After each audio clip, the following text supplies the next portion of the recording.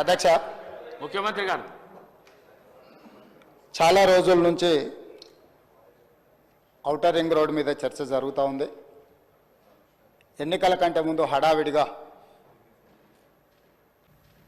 సరైన విధి విధానాలు అవలంబించకుండా టెండర్ ప్రాసెస్ను డీవియేట్ చేసి కొద్దిమంది వ్యక్తులకు ఆయాచిత లబ్ధి చేకూర్చడానికి ఔటర్ రింగ్ రోడ్డును అప్పచెప్పిండ్రని సమాజమంతా, తెలంగాణ రాష్ట్రమంతా దీని మీద తీవ్రమైన చర్చ జరిగింది.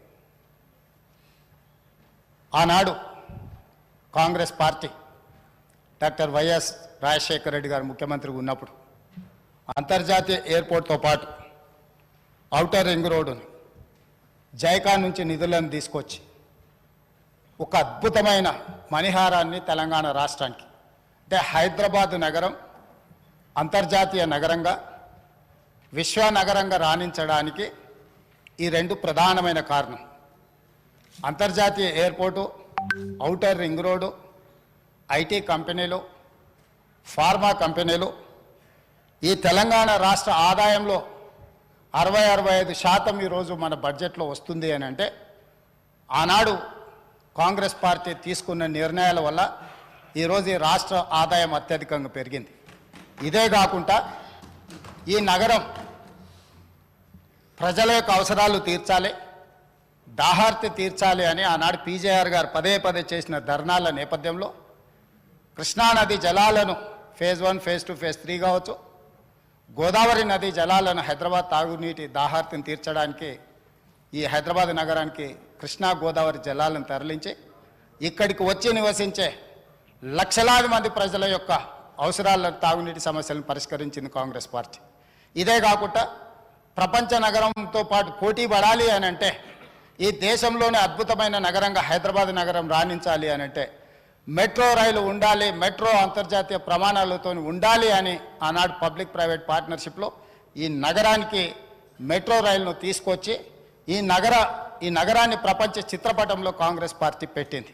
అంటే ఈరోజు ఈ నగరం అంతర్జాతీయ నగరంగా రాణించడానికి కారణం కృష్ణా గోదావరి నదీ జలాలు, ఔటర్ రింగ్ రోడ్డు, అంతర్జాతీయ ఎయిర్పోర్టు, మెట్రో రైలు, ఐటీ కంపెనీలు, ఫార్మా కంపెనీలు, శాంతి భద్రతలను కాపాడడం, మత సామరస్యాన్ని పెంపొందించడం, ఇలాంటి ఎన్నో విధానపరమైన నిర్ణయాలు, కఠినమైన నిర్ణయాలు, రోజుకు 24 గంటలు నిరంతర విద్యుత్తు, ఒక్క నిమిషం కూడా పరిశ్రమలకు విద్యుత్ కోతలు ఉండకూడదు, 100% రోజుకు 24 గంటలు, సంవత్సరానికి 365 రోజులు విద్యుత్తు సరఫరాను నిరంతరాయంగా అందించినప్పుడే ఈ నగరానికి ప్రపంచ స్థాయి పెట్టుబడులు వచ్చి, పరిశ్రమలు వచ్చి ఈ నగరం అభివృద్ధి చెందుతుంది.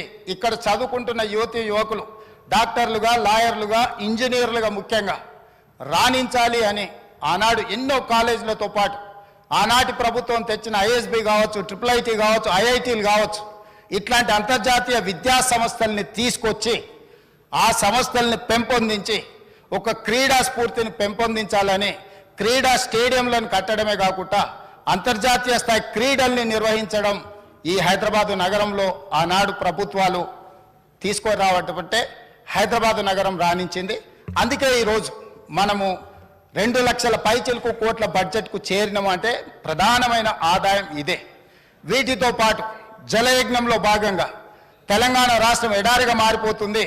ఈ రాష్ట్రంలో సాగునీటిని మొత్తం ప్రతి ఎకరాకు అందించాలన్న ఒక లక్ష్యంతో జలయజ్ఞంలో భాగంగా కల్వకుర్తి కావచ్చు, భీమా కావచ్చు, నెట్టంపాడు కావచ్చు, కోయిల్సాగర్ కావచ్చు, జూరాల పునరుద్ధరణ కావచ్చు, లేకపోతే RDS ప్రాజెక్టులు కావచ్చు, లేకపోతే శ్రీరామ్ సాగర్ కావచ్చు, శ్రీపాద ఎల్లంపల్లి కావచ్చు, ప్రాణహిత చేవెళ్ళ కావచ్చు, తుమ్మిడిహెట్టి దగ్గర ప్రాజెక్టు నిర్మించడం ద్వారా 38,000 కోట్ల రూపాయలతోని 16 లక్షల ఎకరాలకు నీళ్లు అందించాలి.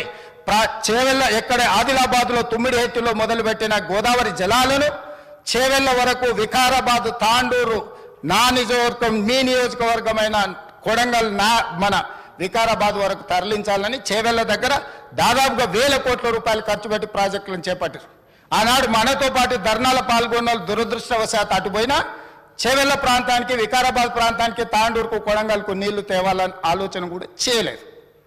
ఈ నేపథ్యంలో అద్భుతమైన నగరంగా తీర్చిదిద్ది ఔటర్ రింగ్ రోడ్డుని మనం అప్పు తెచ్చి మొత్తం పూర్తి Hyderabad growth corridor limited HgCl నేతృత్వంలో ఈ అద్భుతమైన ఆస్తిని వేల లక్షల కోట్ల రూపాయల విలువైన ఆస్తిని 6,500 కోట్ల రూపాయల అప్పు తీసుకొచ్చి నిర్మించి అప్పు పూర్తి చేసి డెట్ ఫ్రీ చేసినాం అధ్యక్ష. డెట్ ఫ్రీ చేసిన ఔటర్ రింగ్ రోడ్డుని అప్పనంగా ఆయాచితంగా అమ్ముడు పోయి అమ్ముకొని ఎన్నికల ముందు హడావిడిగా వాళ్ళకి క్లియర్గా తెలుసు ప్రజలు తిరస్కరించారు, ప్రజలు ఓడించబోతున్నారు, ప్రజలు బొంద పెట్టబోతున్నారని తెలిసి ఉన్నదల్లా తెగ నమ్ముకొని దేశం విడిచి పారిపోవాలన్న ఆలోచనతోనే ఔటర్ రింగ్ రోడ్డుని అమ్ముకున్నారు. అయితే ఈరోజు మాజీ ఆర్థిక శాఖ మంత్రి, ఎందుకంటే వారు ఆర్థిక శాఖ మంత్రిగా ఉన్నప్పుడే అది అమ్మిండ్రు, ఈరోజు వారే డిమాండ్ చేసిండ్రు ఈ ఔటర్ రింగ్ రోడ్ అమ్మకం మీద మీరు విచారణ ఇయ్యండి అని. నేను మనస్ఫూర్తిగా వారు మనస్ఫూర్తిగా విచారణకి ఏదైతే అడిగినరో వెనకాల వారు కూడా చదువు వచ్చినా రాకపోయినా వారు కూడా వారికి మద్దతు పలికినందుకు వారిద్దరి కోరిక మేరకు స్పెషల్ ఇన్వెస్టిగేటింగ్ టీంను నిర్వహించి